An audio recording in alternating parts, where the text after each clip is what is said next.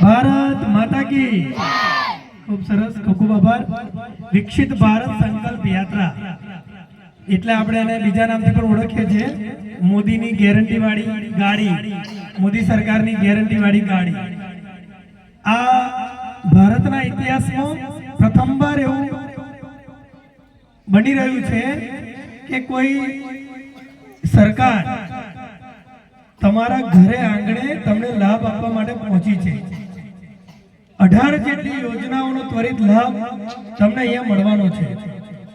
ત્યારે આપણા વડાપ્રધાન શ્રી નરેન્દ્રભાઈ મોદી સાહેબની જે 2047માં વિકસિત ભારતનો સંકલ્પ લઈને આ પહોંચી છે, ત્યારે એમાં ઉપસ્થિત અમારી તાલુકા પંચાયતના પ્રમુખ બેન સવિતાબેન, અમારા મોટાભાઈ એવા અને આપણા પૂર્વ જિલ્લા પંચાયતના પ્રમુખ શ્રી રાઘવસિંહ જાદવ સાહેબ, અમારા મહિલા મોરચાના પ્રમુખ બેન ચેતનાબેન, અમારા ભારતીય જનતા પાર્ટીના દંડક અને અમારા મિત્ર તાલુકા પંચાયત સભ્યશ્રી અને પૂર્વ આપણા ધારાસભ્ય શ્રી અરવિંદસિંહ રાઠોડ સાહેબ હતા, એમના પુત્ર એવા ઇન્દ્રજીતસિંહ, સરપંચ સાહેબ વોત્રાબા અને આપણા આસિસ્ટન્ટ ટીડીઓ નિશારદા સાહેબ, શિક્ષકગણ, કર્મચારીગણ, સામે બેઠેલા ગ્રામજનો, બાળકો, મહિલાઓ, મિત્રો.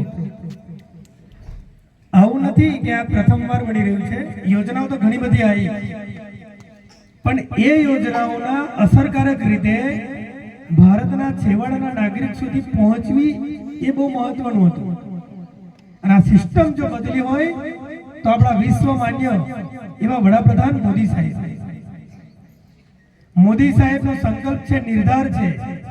અને મોદી સાહેબને ઇકો ઓછો કરો, ઇકો ઓછો કરો. મોદી સાહેબનો જે ગેરંટી છે કે કોઈ પણ જ્ઞાતિનો હોય, મોદી સાહેબને 4 જાતિ છે. એમના વક્તવ્યમાં કીધું છે કે મારી મુખ્ય 4 જાતિ, યુવાન, કિસાન, મહિલા અને ગરીબ. આ 4 ની અંદર જે પણ આવતા હશે એને કેન્દ્ર કે રાજ્ય સરકારની દરેક યોજનાનો લાભ પહોંચાડવાનો અને પહોંચાડવાનો, અને 100% ની ખાતરી સાથે લાભને પાત્રતા ધરાવતા કોઈ પણ લાભાર્થી, એ ભારતનો કોઈ પણ નાગરિક હોય, એની ગાઈડલાઈન મુજબ જે યોજનાને લાભ મળવા પાત્ર છે એને મળવાનો જ છે. એ તમે ઘેર હોય કે હાજર ના હોય, તમને શોધીને લાભ પહોંચાડવાના છે. ત્યારે તો ભારત વિકસિત બનશે 2047માં. એમાંની એવી એટલી બધી કલ્યાણકારી યોજનાઓ છે મોદી સાહેબની કે જેનો આપણે ગણીએ તો પણ ગણાય ના. એમાંથી મુખ્ય યોજના કે જેની વિશ્વએ પણ નોંધ લીધી છે, પ્રધાનમંત્રી જન આરોગ્ય યોજના. એટલે આપણે આજે આયુષ્યમાન કાર્ડ આપીએ. આપણે બધાને ખબર છે કે આ શરીર લોખંડનું નહીં, આ શરીર નાશવંત છે. ગમે ત્યારે તમે વિડીયો પણ જોયા છે, ગમે ત્યારે હાર્ટ એટેક આવે, કેન્સર તો ત્રીજા સ્ટેજે આવે ત્યારે ખબર પડે. એ કલ્પના કરો, રાત્રે એટેક આવે 12 વાગે, ઘર में રૂપિયા હોય ના, અને તમે એમ વિચારો કે અત્યારે ભલે રાતે 12 વાગે એટેક આવ્યું, સવાર મેં વેવાઈ જોડેથી કે મિત્ર જોડેથી કે જમીન મેલીને કે દાગીના મેલીને કે વ્યાજે લાઈન દવાખાનું લઈ જઈશ, ચાલે? હાર્ટ એટેક આવે રાત્રે 12 વાગે તો સવાર મેં લેતો તો ચાલે? રૂપિયો ના હોય તો શું કરો તમે? અને આ કાર્ડ હોય તો આજે હમણાં કાર્ડ આપ્યું આપણને 10 લાખનું વીમા કવચ. એનો તમે પ્રાઇવેટ વીમો લેવા જો ને, અને 4 જણનો એમાં જો 10 લાખનો વીમો, તો લગભગ વાર્ષિક એનું પ્રીમિયમ જ્યાં ખાતે ગણવાનું, 1 વર્ષનો વીમો લેવાનો, 10 લાખનું તમને કવચ મળે, તો લગભગ હું ગણતરી મારું ત્યાં સુધી 4 જણનો વીમા લે તો 40,000 વર્ષના જતા કરવા પડે. એ 1 વર્ષમાં જો તમને કંઈ થાય ના તો 40 જતા કરવા, બીજા 40 હાલવાના, અંદાજિત પાછા 10 લાખનો લાભ મળે. જો બીમાર પડો તો જ લાભ થાય. અને આ કેવું, 1 પણ રૂપિયા વગર 10 લાખ રૂપિયા તમારા તિજોરીમાં પડેલા મૂક્યા છે. આ છે મોદી સાહેબની ગેરંટી.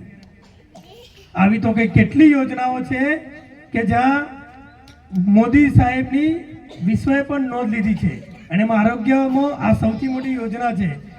બીજું કે કોરોનાની અંદર જ્યારે ખાવાના આપણને બધાને તકલીફ પડી હતી, કમાવાનું નહીં, ધંધા રોજગાર બંધ, વિચાર કરતા હતા કે શું થશે આપણું, અને એવામાં મોદી સાહેબ ગરીબના અનાજને ચિંતા કરીને અનાજ આપ્યું મફત, અને હવે આવનારા 5 વર્ષ સુધી મફત અનાજ મળશે. એટલે મોદી સાહેબના આ 4 જે જાતિમાં આવે છે એને દરેકને લાભ આપવાનો છે.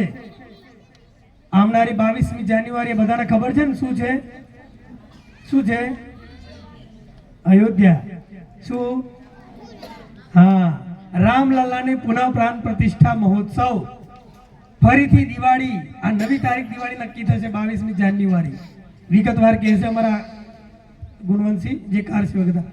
તો આ 22મી જાન્યુઆરી આપણે આબાલ વૃદ્ધ સૌ ઘરે ઘરે દીવડા પ્રગટાવીશું, અને 22મી જાન્યુઆરીએ દિવાળી ઉજવવાની છે, અને લાઈવ પ્રસારણ સરપંચ સાહેબ વ્યવસ્થા કરશે, અને દરેકને ત્યાં જે મોદી સાહેબ આપણા પ્રાણ પ્રતિષ્ઠા કરવાના છે અયોધ્યામાં, એનું આપણે જોવાનું છે. આ વિકસિત ભારત વિકસિત થયું છે કે નહીં એના 20 વર્ષ પહેલા આપણે નજર મારવી પડે. 2002 પહેલા અને 2002 પછીનું કાલંતરા કેવું હતું?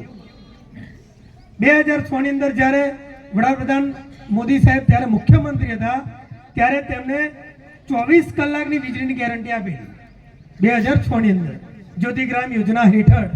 ત્યારે વિરોધ પક્ષો કોંગ્રેસીઓ આ યોજના જ્યારે ડિક્લેર કરી ત્યારે હાંસી ઉડાવતા હતા, અને ઉડાવે સ્વાભાવિક વાત છે, કારણ કે પરિસ્થિતિ એવી હતી કે જ્યાં 1-2 કલાક 3 કલાક લાઇટના વ્યવસ્થા ના હોય, ત્યાં મુખ્યમંત્રી સાહેબ જે તે સમયના વડાપ્રધાન આપણા મોદી સાહેબ 24 કલાક